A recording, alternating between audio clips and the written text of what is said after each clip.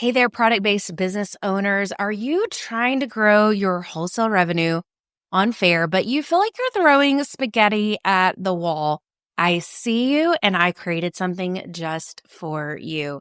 The Fair Growth Formula is my private podcast that combines all of my experience growing my own candle company, Heart Design Co., that is now in over several hundred retailers globally, and utilizing Fair as part of my sales strategy. You are going to learn how to attract aligned retailers and create a storefront that sells for you. So if you're ready to stop hustling in circles and start wholesaling with strategy and peace of mind, this is your next step. You can grab access to the free private podcast, Fair Growth Formula. You can binge it all in around an hour, and it's packed with proven steps to help you grow. Grab the link in the show notes today, and let's start growing your wholesale business. You need to be the unicorn, right? That people are looking for. And so you just have to keep going, even when it feels like no one is listening to you, and just trust that a lot of people watch and they don't say anything. They're not tapping the heart in your stories. They're not hitting reply or clicking on things in your email. They're just watching and they're just trying to figure out, how long is she going to be here? Hi, friends. Welcome to She Sells Differently, the show for aspiring women entrepreneurs looking to overcome the fear of selling and grow thriving businesses from a place of authenticity and confidence. I'm Andy Hart, and it wasn't all that long ago that I was a sales executive for a Fortune 500 company. But I knew in my heart that I was called to use my gifts for something more, something different. That's exactly why I created the She Sells Differently podcast. Each episode is going to deliver you business strategies, tools, and mindset shifts to help set you and your brand apart from our culture's expectations. It's time to elevate your sales and build a profitable, sustainable business you're proud of, one built on integrity, grace, and humility. It's time to learn how to sell differently. Welcome to the She Sells Differently podcast. I am so glad that you are here, and I am also blessed to have an amazing guest. I was just mentioning to my guest, Brooke Jefferson, before we got started, that I love having guests on the podcast because I learn so much, and it is such a reminder that we're not alone in this business journey. And so I'm going to introduce Brooke and then let her share a little bit more, because any of my listeners, you are going to be so blessed to hear from her story and to learn from her today. Brooke is a down to earth. I love this. And it's so true because I have just been getting to know Brooke, down to earth, new best friend from Oklahoma. So she is my neighbor, I guess, neighbor to the northwest from Arkansas, where I live now. Brooke is a wife, a mom to two, Oklahoma family photographer, and photography business coach. She is the host of the Book More Photography Clients podcast. Brooke teaches photographers how to build a profitable and fully booked business. She enjoys reading thriller novels. Me too. I did not know that about you. I love that. Playing card games with her family and friends, and binging the latest Netflix shows. Welcome to the She Sells Differently podcast, Brooke. Thank you so much. I'm so excited to be here. And I love that we already have so much in common, which is so helpful, especially in like a real life conversation. So I'm excited for this.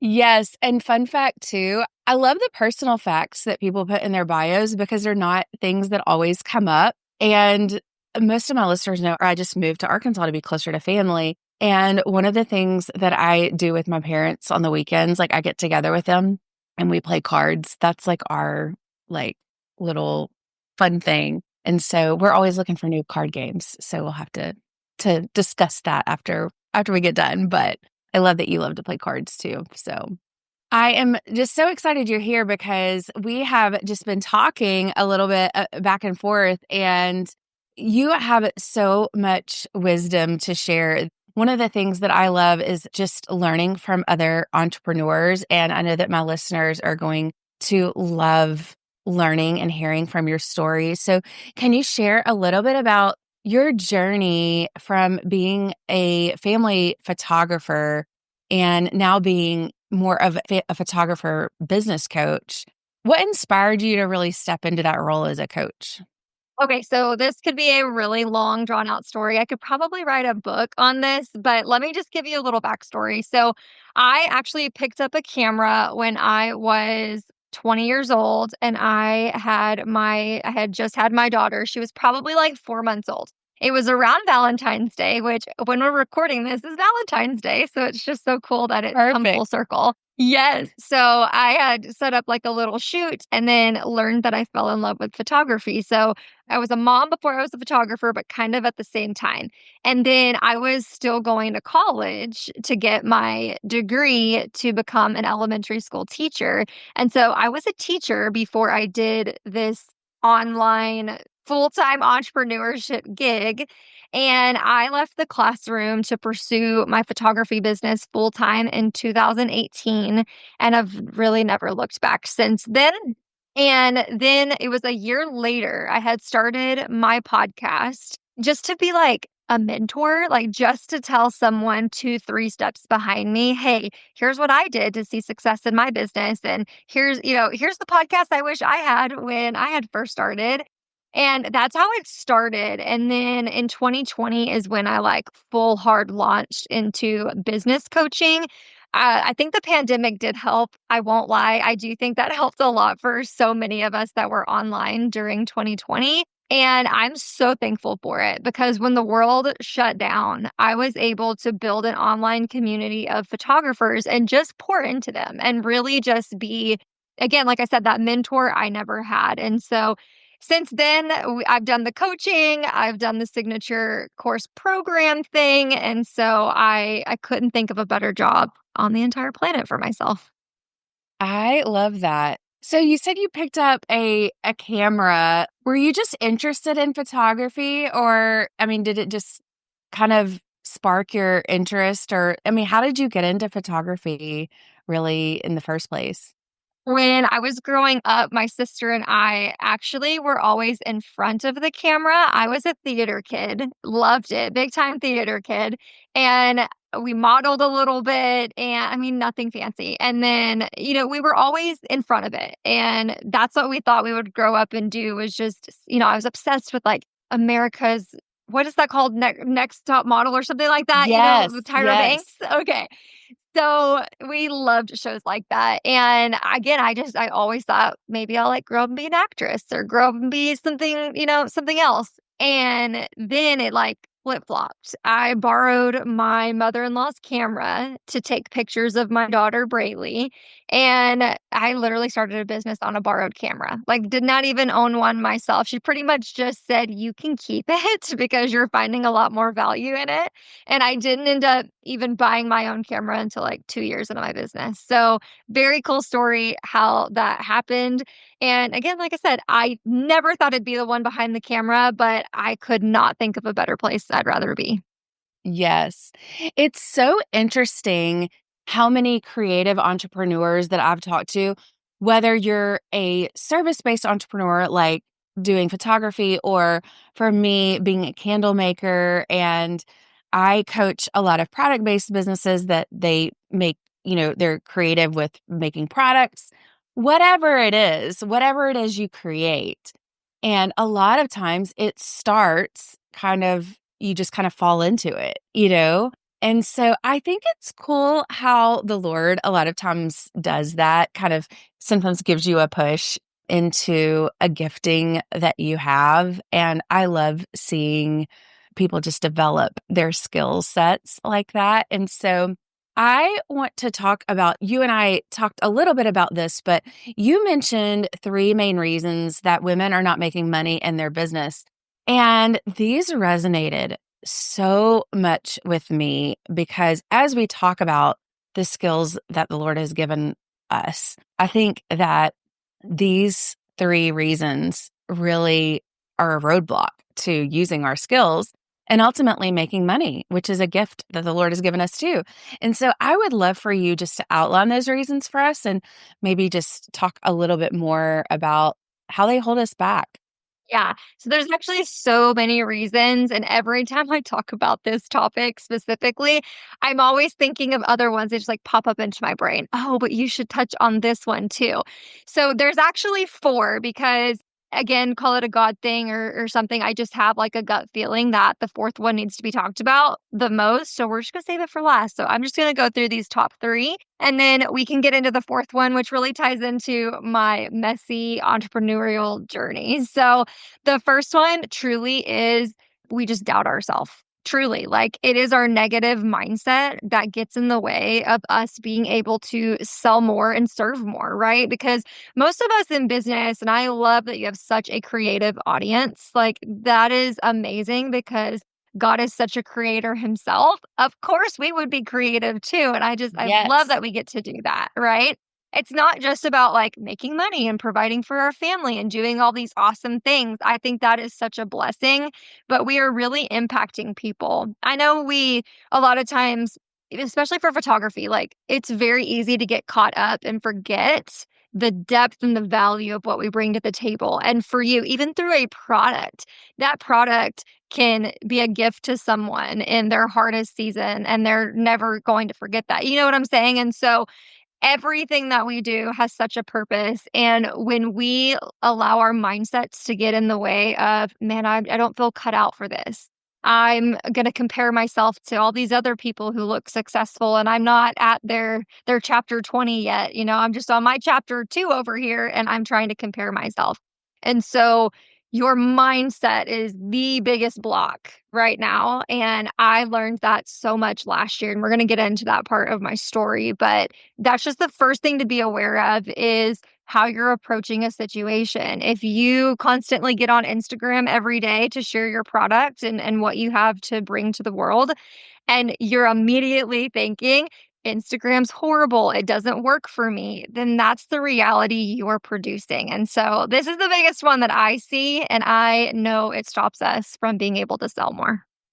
Yes. And a lot of people will hear that. I think we hear the word imposter syndrome sometimes, and it probably is maybe a little overused. I don't know, but I have learned that too in my entrepreneurial journey. Mindset is like 90%. If you can overcome that, and it sounds so easy to overcome it, but it's hard, especially for us as women. And so yes, I would love to hear. I don't know if you want to get into the other points or if you want to go ahead and talk about that in your story, Yeah. because women need to hear, okay, yes, mindset, but how do you overcome that? How did you Yeah. overcome it? Because it is not just a light switch that you can turn, you know? Yes. So the mindset battle is something that it's going to be an ongoing thing. I can never just say, here's the tools, do this one time, you're good. If we even look at the Bible tells us to constantly take our thoughts captive, which means they're going to keep coming. And so we have to decide what we're going to do with them. Two things that really helped me last year. I felt like my battle of 2024 was unbelief, which is exactly what we're Mm. talking about, and distraction, which that's my fourth point that we'll eventually get into. But unbelief, I'm telling you because I experienced it. Last year, January, February, March, and half of April, I had the best business revenue I've ever seen in all the years I've ever done business. And then something happened. I started really like letting the lies and the noise of the world of it's a political year. The economy is horrible. People are closing down their businesses left and right. That must mean that, I need to be fearful. There's not going to be enough money on the table. I need to have a plan B. I started really just just buying into these lies. The other things I kept hearing was, you're playing too small. You need to get out of the photographer pond and not be so niched. There was just so many things thrown at me, and I chose to take my eyes off of the mission I was on and took my ear kind of closed my ears off to God for a little bit, and I really just Mm. let those lies run rampant. And so I immediately went and got a mentor because I knew that there was no way that I was going to be able to overcome this on my own. I needed the outside perspective. I needed someone with much more wisdom than I had to call me out. Like that's what I needed and then give me the truth to equip me so I can, go against these lies and get back to my purpose. So from April to October, I battled the hardest, longest battle I have ever done in my business. It even cost me my entire business. Like I just laid it down because I was so confused and I was constantly like it was a tug of war between like, God, I want to know what your plan is for me. And I don't think this is it. And, all the things. And so between the mentor, the praying, the surrendering, all of that, it's like it all came back together full circle in October.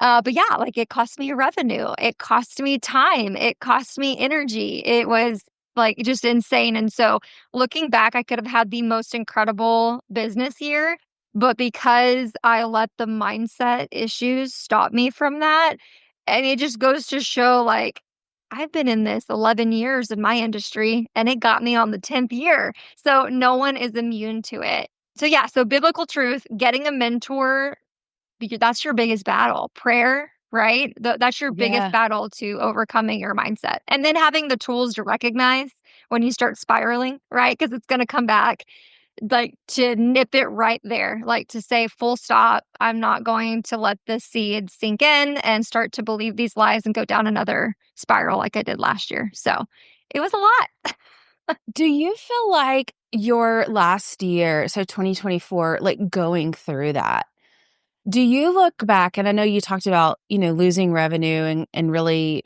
it cost you a lot in your business. But do you feel like it was like a transformation for your business and that having gone through that, it was kind of like the Lord almost wanted you to go through that to grow you as well? Yes, 100%. So, being in it, I hated every minute of it. Like, I journaled. The one thing I'm so proud of myself for is I Mhm. journaled through that entire season so that I can go back and I can see exactly how desperate I was to get the peace back, get the direction back. Yes, my character, I say the Lord humbled me. It was the most humbling season I have ever had. And it was almost like we tore everything down and built it all back up, and it's so much stronger than ever, and I now feel like nothing can take me out like that again, like, nothing mindset-wise. Yeah, beauty from ashes 100% was a transformation. That is an amazing story too, from just a business perspective. And you said something that resonated with me because you were talking about you took your eyes off the mission. And it reminds me of Peter walking on the water and he took his eyes off his goal. He took his eyes off Christ and he started sinking. And it was almost like, we're taking our eyes. And I have had this, I have not been in entrepreneurship as long as you have, but I have had those days, maybe not the seasons, but I've had the days where I have taken my eyes off of what's important and what the Lord has called me to do in my business. And I have laid my head on my pillow at night and just felt like, what am I doing? You know? Mhm. And those Yeah. are the days where the mindset battle is very, very real. Yeah, 100%. What a beautiful lesson. So, number two, I love this one too. You want to dive into that one? Yes, and this does not just mean for the beginners in business. This is for all of us, okay? You don't give something long enough to really take off, right? Those graphics go around every year, like Facebook, Pinterest, whatever, where it's showing the two paths. It's the guy that took longer to dig to the gold and he got it versus the guy who he was already so much ahead, but he gave up right before, like just a little longer digging and he would have hit the gold. That is us. And so this can be for maybe it's a product you put out or a type of marketing channel that you're using. You're just not giving yourself long enough. And also, you're probably not talking about it long enough either to really get people to see it. I know we think we're so annoying. What are you talking about? I've talked about this thing for 2 to 3 weeks every day on Instagram, and I've barely seen interest. And then people will still say, "What are you talking about? I never saw that. I didn't get your email. I didn't see your post." It's just wild. And so that the other stat that just really gets me every single time is we used to say 3 to 5 touches. That's all they needed to become a customer. Then it went to 7, then it went to 12. Do y'all want to know what it is now? 36 touch points. Oh, it's higher than that now too, Andy? What's the last one you heard? 36 is right. When you said 7, I was like, "It's higher than that now." Okay, yeah, Yes. yeah, yeah. Yes, Yeah. that is insane, and it's almost I'm not gonna lie, that's almost discouraging as a business owner. Yeah. I'm sorry, what? And so, all it means is that and again, going back to the pandemic, we kinda mentioned that earlier with how I, like, really boomed into education. That was just a wild year, but because everybody got online and started a business, the value, like the high quality is like slim to none and people don't know how to run a business. And so you need to be the unicorn, right? That people are looking for. And so you just have to keep going even when it feels like no one is listening to you and just trust that a lot of people watch and they don't say anything. They're not tapping the heart in your stories. They're not hitting reply or clicking on things in your email. They're just watching and they're just trying to figure out how long is she going to be here? Let's see how long she can actually stick to the thing. Yeah. Yes. There's so much truth to that, and in only a year and a half, I have seen that because I've seen so many of my clients that have said, "I've been listening to your podcast now for so long," and I'm like, "Really?" Like, and they listen or they watch and they don't say anything. And you Yeah. just said some golden truth there. They want to see how long you're gonna be here. And so whether it's a photography business or a candle business or whatever that is, they're watching and they're seeing what you're creating and they want to see how long you're going to be here and they want to see what you're going to put out next. I feel like we have trends to blame for this too, because people are just used to, okay, this is what it's like now, but it's not going to stay this way. It's not going to stay this way. And so it's just another thing that people are so used to, just even videos, right? 6 seconds. After 6 seconds, I'm bored. That's crazy. So Yes. just remind yourself you have to stay in it and you have to like it takes people and I'm not going to lie like I hear this too. I love that you said the podcast example. I will have people tell me, "I've been listening to you for like 1 to 2 years, and I finally decided to join like your program," or "I've been to every free thing you've offered. This is like my 7th free thing, and now I'm just now deciding to convert." So we cannot give up and just trust that what we're doing, like we're on the right path. As long as you're seeing like inklings of signs, like yes, you're getting a client or you're getting a handful of clients that will eventually become more, but you have to stay in the game. And that is something, even doing the coaching thing, this is my 7th year now. I still have to, like, I've pivoted a couple of times or I've pressed pause and stopped talking about a certain product or service. And so, even this is something that I'm constantly coaching myself on. Yes. And you know what's interesting? When I first left my corporate job and became full-time entrepreneur, and that was such a hard difficult leap, but a leap of faith. And I remember having lunch with my brother who's been in entrepreneurship for 20 plus years now. He started a construction company, completely different industry, but right out of college. And I was sitting at lunch across the table from him one day about a year and a half ago. And I've shared this story on the podcast before, but he's very type A personality. He's been very successful in entrepreneurship, but I've seen him go through some really hard times in entrepreneurship. And he said to me, and he was very intense when he said it, but he looked me in the eye and he said, "Andy, don't give up. Don't give up." And he kept on repeating it. And I was kind of like, okay, weirdo, like he's my brother. And I was like, stop. But he just repeated it like 4 or 5 times. But that has stayed with me because as I have gotten into entrepreneurship now a year and a half later, I'm like, he really knew what he was saying. Like he kept on repeating it to me because he knew I needed to hear it. And I know my listeners need to hear that too. And from you who has been in entrepreneurship for 11 years now, like there's Yeah. such a wisdom in that.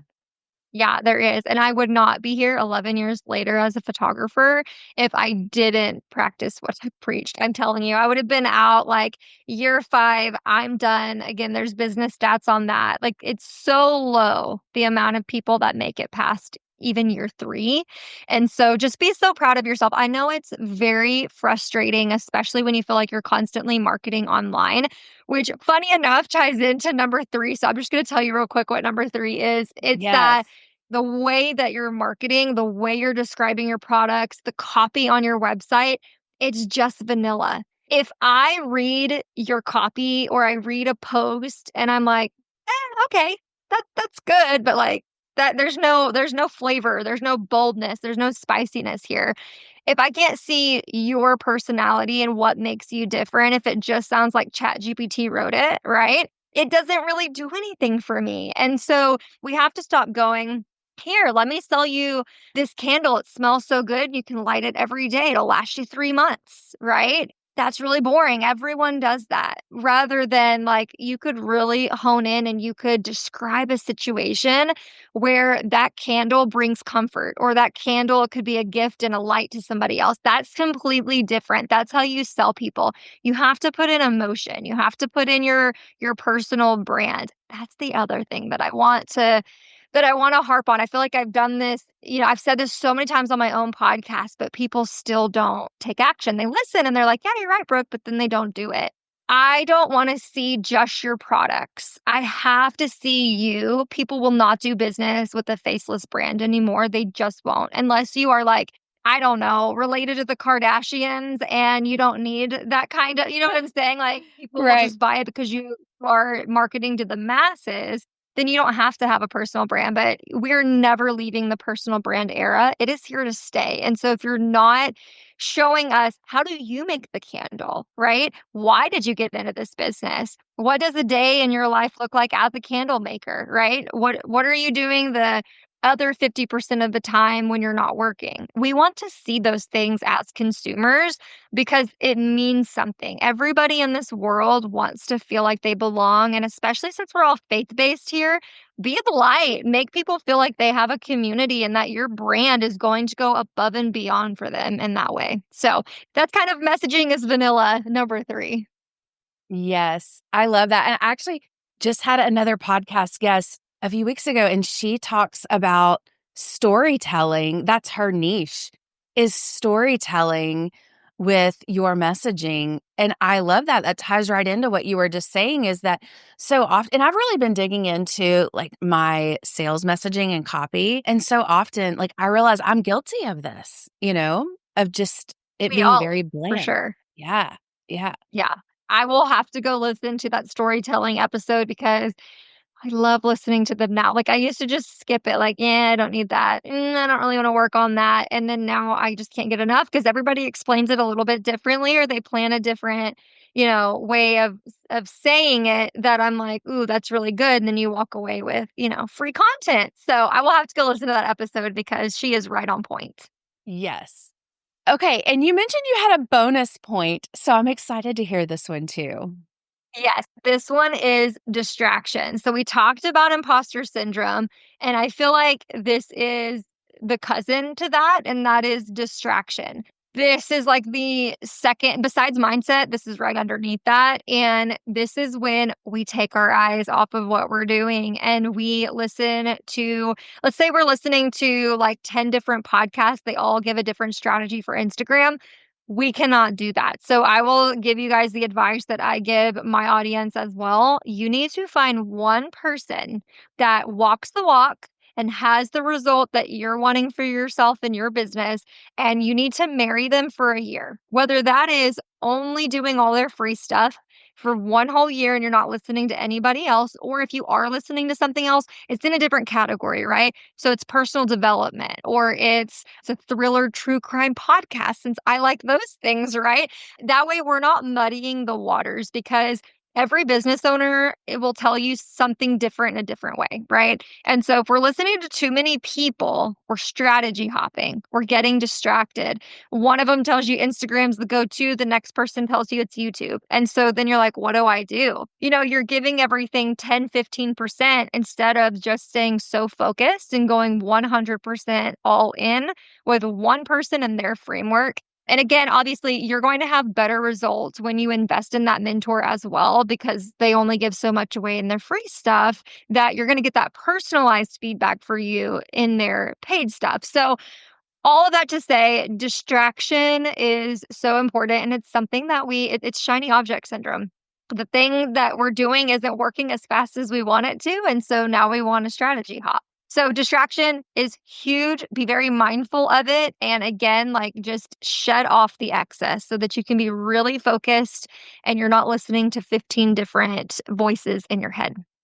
Yes. And simplifying, I've learned that sometimes we offer so much more. We think more is better, and that just leads to distraction for our clients too, you know? Yeah. And so that's such wisdom. All of these points that you made, whether you have been an entrepreneur for 20 years or you are just starting, these are golden reminders of just truth that we all need. Because as you mentioned, when you're talking about point one, like these are lifelong battles that we just have to remind ourselves. And it really is just a constant battle. So I love these. Thank you so much. And as you mentioned too, there's probably so many more, but I think they just resonate with your own journey and the things that you've been through. Are there any spiritual or just practical disciplines that have kept you grounded in the midst of, just working through these 4 points that have really just kept you focused? I don't think there's anything groundbreaking, but I will say I can tell the difference on the days that I don't read the word, get into the word, read it. Even if it's 2 verses, read it.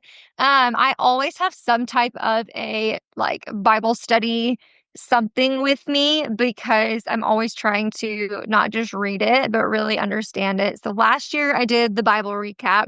And then this year, instead of doing that, because Old Testament, y'all, it's still not the most enjoyable thing to read, for me. I mean, there are some really great stories where I'm like, Yes. "Oh, I feel this," but it's really not fun reading, Job when you're, like, in the highlights of your season. It's just not. So, Right? this year yes, I found a different Bible study. For the life of me, I cannot remember what it's called, but it's literally like A Year with Jesus or something like that, and so you study the New Testament for the entire year, and, it just brings it full circle, and it really does, like, parallel different books of the Bible, and it shows you, like, here's the commonalities, and here's what this teaches versus this one. So, that and then the other thing is, like, biblical affirmations. So, when y again, with those lies that you are believing or whatever. And I actually learned this from a mentor.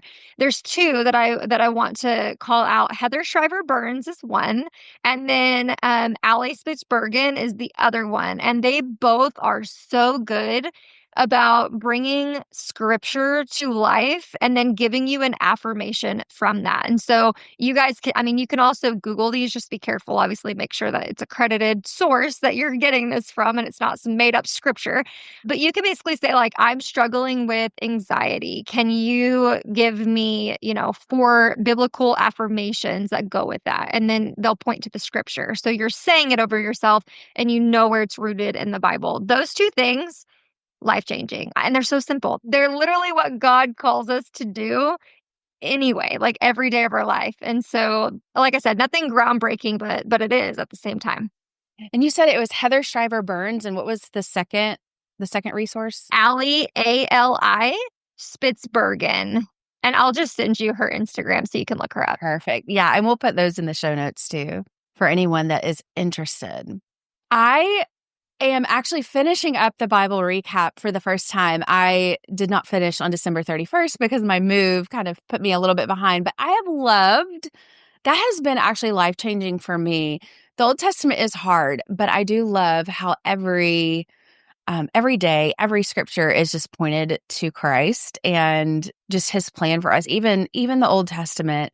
And so I am through the rest of the year, I am looking for a new study. So I might have you send me the other one that you're doing too. That sounds amazing. And yes, I agree. Just having something, a spiritual or discipline that keeps you grounded. The days that I am not waking up and grounding myself in the word, in prayer. I love to journal as well. And I love that you mentioned journaling your past year. And I have journaled since high school. And having that is just, I always say, like, if my house burned down, like, those are be the first things I would grab, just seeing how the Lord's answered those prayers. And it's just sweet. It's sweet. And so it's easy to wake up first thing and get on social media or dive into work or email. And so it's just good to have those disciplines that ground us. I agree. Yeah. Yeah. Any last pieces of encouragement or advice for the women entrepreneurs that might just feel stuck or overwhelmed? What would that be? I have been there first and foremost, and I think it's just something that when we're in it as business owners, we just go through it sometimes. You feel that stuck or it's like, "Okay, what are we doing here? Am I really made to do this?"